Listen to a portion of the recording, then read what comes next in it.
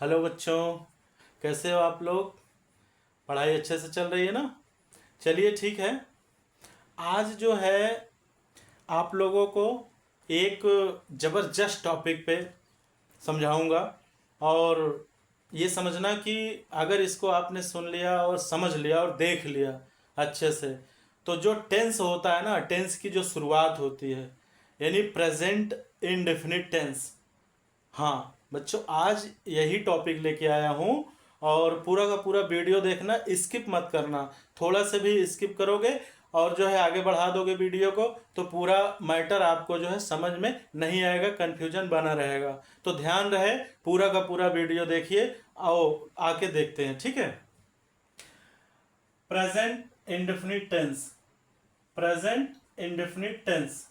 तो present indefinite tense, present जो होता है आप जानते हो कि ये वर्तमान समय को जो है डिफाइन करता है। और इनडिफिनिट जो होता है, लोग बोलते हैं ना कि डेफिनिट निश्चित है, और इनडिफिनिट उसी में इन लगा दो तो इनडिफिनिट है ना, अनिश्चित है। तो प्रेजेंट टेंस जो है उसमें जो प्रेजेंट इनडिफिनिट है, इसको बहुत ही सरल तरीके से मैं आपको आज बताने वाला हूं। बहुत ध्यान से समझना, ठीक है। ओके। और अगर नहीं समझ में आता है, वीडियो में कहीं भी प्रॉब्लम आपको समझ में आ रही है कि बोर्ड पे सही नहीं दिख रहा है, तो डिस्क्रिप्शन बॉक्स में इसकी पूरी की पूरी डिटेल मैंने जो है दे रखी है। उसको भी जा करके आप लोग ध्यान से देख लेना, और जहां भी कोई कंफ्यूजन होगा दूर हो जाएगा। बाकी और जो कंफ्यूजन होंगी वो कमेंट बॉक्स में आप लोग जो है हमसे क्वेश्चन कर सकते हैं। Okay, let's see. पहचान। ता है, ती है, ते है, ता हूं। जो इसकी पहचान होती है बच्चों, जो प्रेजेंट की पहचान होती है वो होती है। क्या होती है। और जो इंडेफिनिट की पहचान है वो ता। प्रेजेंट इंडेफिनिट की पहचान दोनों को मिक्स करेंगे तो ता है, ती है, ते है, ता हूं। ठीक है, इतना आपके समझ में आ गया। ओके। अब इसमें जो है अफर्मेटिव सेंटेंस। अफर्मेटिव सेंटेंस, देखो कोई भी जो टेंस होता है उसमें एक नियम होता है, रूल होता है। उसी रूल को फॉलो करोगे तो आपका ट्रांसलेशन जो है हिंदी टू इंग्लिश जब आप करोगे तो आपका कभी गड़बड़ नहीं होगा। कैसे, देखो अफर्मेटिव सेंटेंस, इसमें सबसे पहले प्लेस पे है सब्जेक्ट, फिर ये वर्ब लिखा है, वर्ब की फर्स्ट फॉर्म। ठीक है, तो मैंने शॉर्टकट में लिख दिया है, वी अकेले लिखा है, तो इसको आप समझना वर्ब, यानी वर्ब, मेन वर्ब की फर्स्ट फॉर्म में यस या यस, यानी इसी में यस या यस लगेगा, प्लस ऑब्जेक्ट, फिर प्लस अदर वर्ड। ये इतना सा है, बहुत सिंपल सा है। और आपको पता होना चाहिए, इस वीडियो के पहले जो वीडियो हमने आपको जो है बना के भेजा है ना, उसमें आपको मैंने बताया है एक बहुत ही बड़ा महामंत्र, कौन, क्रिया, किसे, क्या, कहाँ, कैसे, क्यों, कब।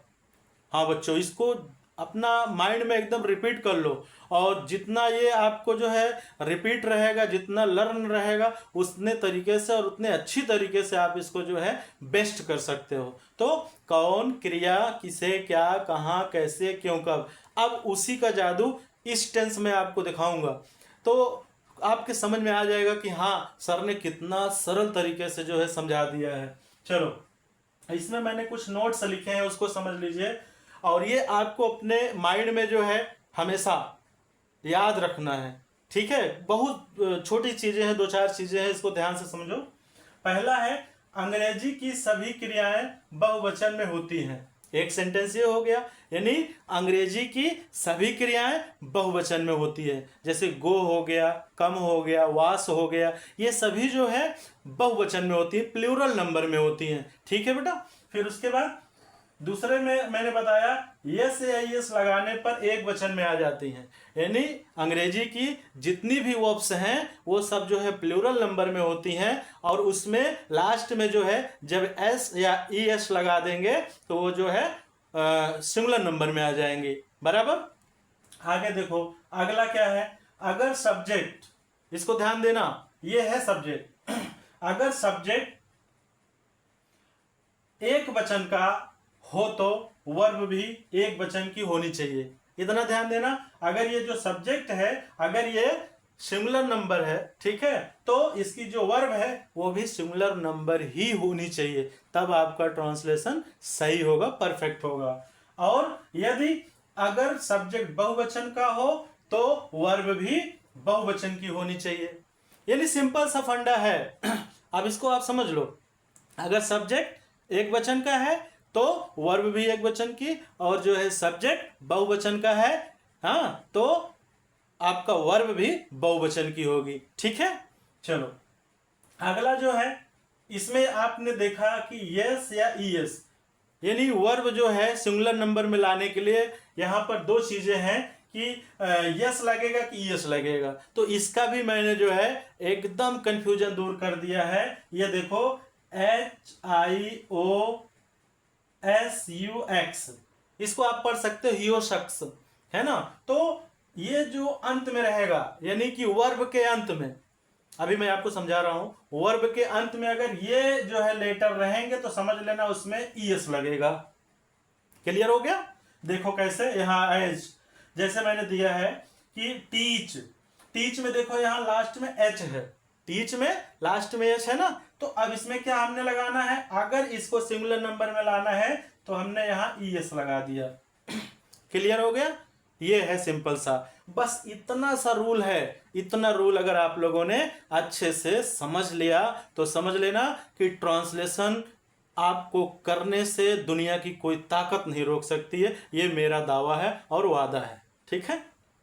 चलो अब देखो, ये अगर आपको समझ में आ गया यहां तक, तो अब इसमें मैंने एक जो है ये सेंटेंस दिया हुआ है, हिंदी का सेंटेंस है। देखो बड़ा छोटा सा सेंटेंस है, और ये फर्स्ट टाइम आप लोग करोगे तो थोड़ा आपको अटपटा लग सकता है, लेकिन जब आप प्रैक्टिस प्रैक्टिस प्रैक्टिस करोगे ना तो ये बहुत अच्छे से समझ में आ जाएगा, ठीक है बच्चों। तो देखो, राम मुझे अपने हाथों से रोज उस कमरे में पढ़ने के लिए एक किताब देता है। बहुत सीधा सा है, एकदम सिंपल सा ट्रांसलेशन है बच्चों। राम मुझे अपने हाथों से रोज उस कमरे में पढ़ने के लिए एक किताब देता है। और इसके पहले वाले वीडियो में मैंने आपको क्या बता रखा है, एक महामंत्र, कौन, क्रिया, किसे, क्या, कहां, कैसे, क्यों, कब। तो देखो अब इसमें क्या है, यहां पर मैंने बगल में लिख दिया है। अब इसको अगर आप समझोगे तो ये ट्रांसलेशन बहुत अच्छे से समझ में आ जाएगा। देखो कौन, अगर आप कौन देखेंगे तो इसका क्वेश्चन करेंगे तो आपको सब्जेक्ट मिल जाएगा, कौन देता है, राम, ठीक है। फिर क्रिया देता है, फिर उसके बाद किसे, मुझे, क्या, एक किताब, कहां, उस कमरे में, उसके बाद कैसे, अपने हाथों से, क्यों, पढ़ने के लिए, कब, रोज।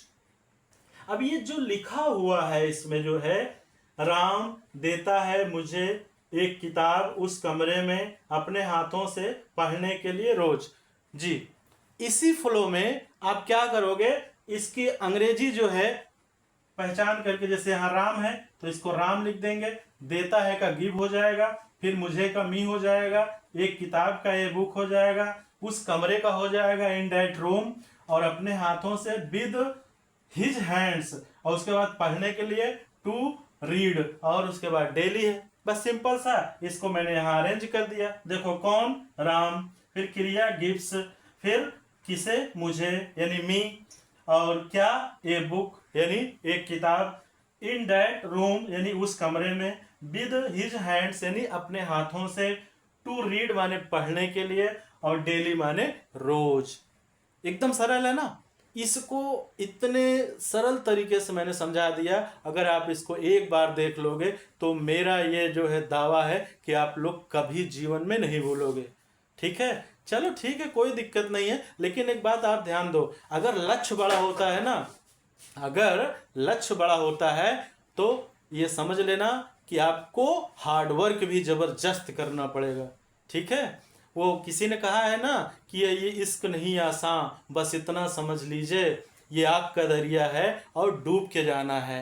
सीधी सी बात है, कोई भी काम अगर आपको अंग्रेजी पढ़ना है तो इस पे दीवानगी दिखाना पड़ेगा, और सब कुछ बुला करके इस पे ध्यान देना पड़ेगा, तब जाके आप जो है अपना लक्ष्य जरूर पा जाओगे, ये मेरी गारंटी है। इसको ध्यान देना। ओके।